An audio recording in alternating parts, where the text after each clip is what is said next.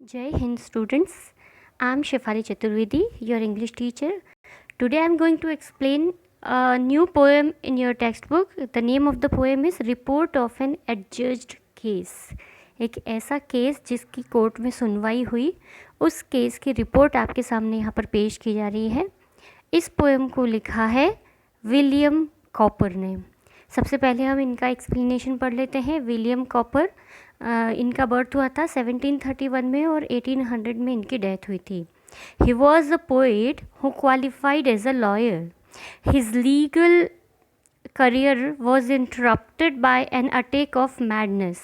वो दिमागी तौर पर कुछ डिस्टर्ब हो गए थे, इसकी वजह से एज अ लॉयर जो उनका करियर था वो डिस्टर्ब हो गया था। When he recovered his mental health he retired to the country where he lived a quiet life. जब वो अपनी इस मेंटल कंडीशन से रिकवर हुए तो उन्होंने कंट्री में रहकर ही एक शांत जीवन जिया। He wrote the famous hymns, Hark my soul, it is Lord and God moves in a mysterious way. इन्होंने जो है अपनी फेमस हाइम्स लिखी थी जिनके नाम यहाँ पर दिए हुए हैं। His admirable letters show his gentle and human personality. आप उनका जब admirable letters पढ़ेंगे या जब उनकी इन क्रिएशंस को पढ़ेंगे तो आप उनकी क्रिएशन में उनका बहुत जेंटल बिहेवियर और एक अच्छी पर्सनालिटी शो दिख जाएगी आपको। He wrote poetry in a simple and gentle style. उनका जो स्टाइल है बहुत सिंपल और बहुत अच्छे से वो पोइट्री लिखते थे। इन दिस पोएम, अब आपको यहाँ पर इस पोएम के बारे में थोड़ा सा एक्सप्लेन किया जा रहा है। In this poem Cowper has used the language and background of the country room to provide humorous effects. ये पोएम एक ह्यूमरस वे में लिखी हुई, मजाक के तौर पर लिखी गई एक पोएम है। सिर्फ आपका मनोरंजन करना इस पोएम का उद्देश्य है। ये कोर्ट रूम का एक पूरा सीन आपके सामने एक्सप्लेन किया है। अ स्ट्रेंज डिस्प्यूट, एक बहुत अजीब सा वाद विवाद, arouse between the nose and the eyes. अब देखिए, एक बहुत अजीब सा वाद विवाद खड़ा हो गया, किसके बीच में? नोज़ के बीच में और आइज़ के बीच में। दोनों झगड़ रहे हैं कोर्ट रूम में। Both claiming their sole right over the spectacles. उन दोनों का ये दावा है कि ये जो स्पेक्टिकल्स होते हैं, हम जो चश्मा पहनते हैं, इस पर हमारा ही अधिकार है। नाक कह रही है कि इस पर मेरा अधिकार है और आंखें कह रही हैं कि इस पर मेरा अधिकार है। The tongue acted as a lawyer. इस केस में जो लॉयर है वो कौन है? टंग है। And the ear as a chief baron to balance the laws. और जो ईयर्स हैं वो चीफ बैरन, इन्हें जज का काम कर रहे हैं, बैलेंस द लॉज, इन्हें जो निर्णय सुनाने का काम कर रहे हैं वो ईयर्स कर रहे हैं। तो हम यहाँ से अपनी पोएम स्टार्ट करते हैं। मैंने आपको पहले ही कह दिया है कि इस पोएम को एक ह्यूमरस वे में लिखा है पोएट ने। ऐसा कुछ भी नहीं है, सिर्फ हमारा मनोरंजन करने के लिए इस पोएम को लिखा गया है। अब हम इस पोएम को स्टार्ट करते हैं। Line by line I am explaining. जहाँ कहीं भी आपको ऐसा लगे कि ये मीनिंग मुझे नहीं आता है तो उसे अपनी कॉपी में नोट कर लें। Between nose and eyes a strange contest arouse. Nose और आइज़ के बीच में एक अजीब सा कॉन्टेस्ट यानी डिस्प्यूट हो गया, वाद विवाद हो गया। The spectacles set them unhappily wrong. और जो स्पेक्टिकल्स थे ना, वो बहुत दुखी हो रहे थे, बहुत उदास हो रहे थे कि ये क्या हो रहा है, उसे अच्छा नहीं लग रहा था। The point in dispute was as all the world knows. और उनके बीच में जो झगड़े के विवाद क्या था, झगड़े की वजह क्या थी, सारा संसार जानता है, हर कोई जानता है। To which the said spectacles ought to belong. और झगड़े का विषय था कि स्पेक्टिकल्स ऑट टू बिलोंग, वो किसका संपत्ति होनी चाहिए, किसका हक स्पेक्टिकल्स पे होना चाहिए, इस बात को लेकर के दोनों झगड़ रहे थे। So tongue was the lawyer and argued the case. जो टंग थी, जीभ थी, वो लॉयर थी और वो इस केस को लड़ रही थी with a great deal of skill. वो जो है बहुत उसका जो स्किल, उसमें बहुत योग्यता थी टंग में। And a wig full of learning. और विग यहाँ पर WIG विग का मतलब होता है सिर पर पहना जाने वाला। फुल ऑफ लर्निंग, उसने एक विग पहन रखा है और फुल ऑफ लर्निंग वो दिखाई दे रही है। तो पूरे अपना पोशाक पहने हुए है टंग और वो एज अ लॉयर इस केस को डील कर रही है। While chief baron ear set to balance the laws, और जबकि जो चीफ बैरन है, जो जज है, ईयर जो है वो set to balance the law को बैलेंस करने की या इस केस को सॉल्व करने की कोशिश कर रहे हैं। सो फेम्ड, वो ईयर जो बहुत फेमस है, फेम्ड इन फेमस है for his talent in nicely discerning. Discerning का मतलब होता है किसी भी केस का इंसाफ करने में, विजडम देने में वो बहुत फेमस है ईयर, तो वो इस केस की सुनवाई कर रहे हैं। In behalf of the nose, I'll quickly appear and your lordship, he said. अब यहाँ पर he किसके लिए कहा जा रहा है? He said, उसने कहा, क्या कहा? In behalf of the nose, नाक की तरफ से। अब देखिए, अब बोलने वाला यहाँ पर कौन है? लॉयर है, और लॉयर कौन है यहाँ पर?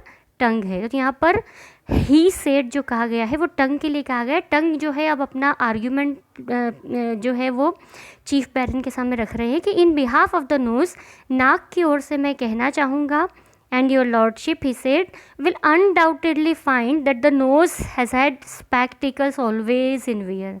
मैं कहना चाहूँगा कि इसमें कोई शक नहीं, अनडाउटेडली, विल अनडाउटेडली फाइंड, ये जो है इसमें कोई शक नहीं कि ऐसा पाया गया है। क्या पाया गया है?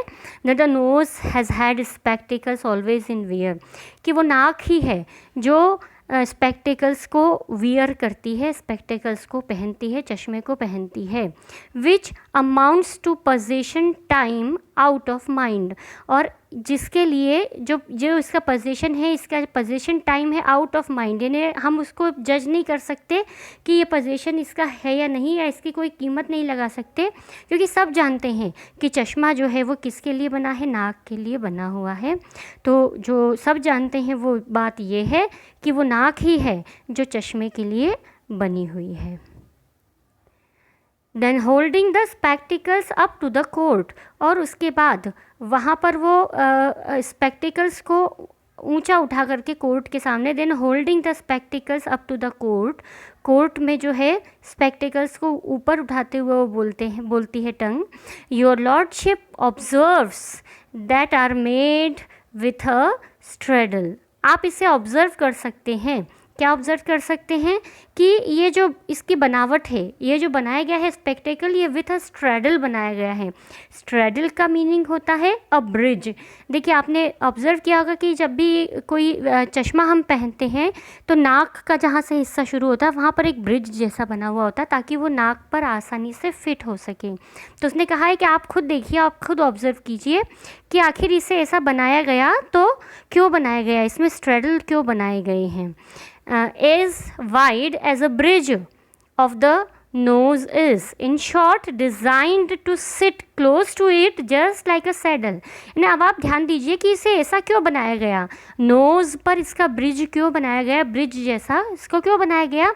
क्योंकि इसकी डिज़ाइन नाक पर ही फिट हो सकती है। यदि चश्मा, आप आँखों के लिए चश्मा बनाना चाहोगे तो यदि नाक नहीं है तो आप नहीं पहन सकते हो, तो इसकी डिज़ाइन जो है नाक पर फिट रहे इसलिए ब्रिज जैसी बनाई गई है। जस्ट लाइक अ सैडल, SADDLE, सैडल मतलब होता है काठी। जो घोड़ा होता है उस पर यदि आपको बैठना है तो उस पर एक लकड़ी की काठी बनाई जाती है, जो उसके ऊपर इस तरह की बनावट की जाती है कि वो घोड़े पर फिट हो सके, और ताकि हम बैठें तो घोड़े को भी तकलीफ़ नहीं हो और हमें भी तकलीफ़ नहीं हो, उसे कहते हैं सैडल। तो जिस प्रकार एक सैडल बनाया जाता है जो घोड़े पर बिल्कुल फिट हो जाता है, उसी तरह से जो स्पेक्टिकल्स है वो इसी तरह बनाए जाते हैं कि वो नाक पर बिल्कुल फिट हो जाए। Again, would your lordship of movement suppose, अब फिर से आप यदि ध्यान देंगे तो it is a case that has happened and may be again, ये एक ऐसा केस है जो शायद कभी भी हो सकता है, इसीलिए वो बार बार फोर्सफुली जो है नाक की पैरवी करते हुए कह रहा है that the visage or countenance had not a nose, pray who would or who could wear spectacles then.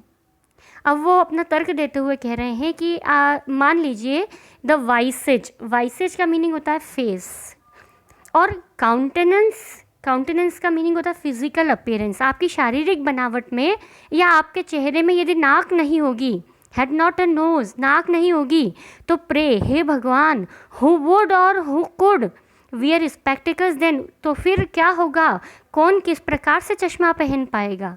तो नाक के बारे में वो कहते हुए बार बार कह रहे हैं कि नाक बनाई ही इसीलिए गई है ताकि वो चश्मे को पहन सके, और चश्मा ही नाक के लिए ही बनाया गया है। आगे अपनी बात बढ़ाते हुए कहते हैं, on the whole it appears, सारी बात देखने के पश्चात ही समझ में आता है, एंड माई आर्ग्यूमेंट शोज़, और जो मैंने आपको आर्ग्यूमेंट दिए हैं उससे यही साबित होता है, with a reasoning the court will never condemn, मेरे पास एक रीज़न है, पर्याप्त कारण है, पर्याप्त आर्ग्यूमेंट है जिसे आप कंडेम नहीं कर सकते, रिजेक्ट नहीं कर सकते। ठीक है, कोर्ट से वो कह रहा है कि मैंने आपको पर्याप्त रीज़न दे दिए हैं कि नाक ही जो है वो स्पेक्टिकल्स के लायक है, स्पेक्टिकल्स नाक के ही नाक पर ही पहने जा सकते हैं, इसलिए नाक का ही हक है। That the spectacles plainly were made for the nose and the nose was plainly intended for them, कि जो स्पेक्टिकल्स हैं वो नाक के लिए ही बनाए गए हैं और जो नाक है वो भी इसी काम के लिए बनाई गई, दोनों एक दूसरे के लिए ही बने हैं। इन शॉर्ट कहने का मतलब है कि चश्मा और नाक दोनों एक दूसरे के लिए ही बने हुए हैं।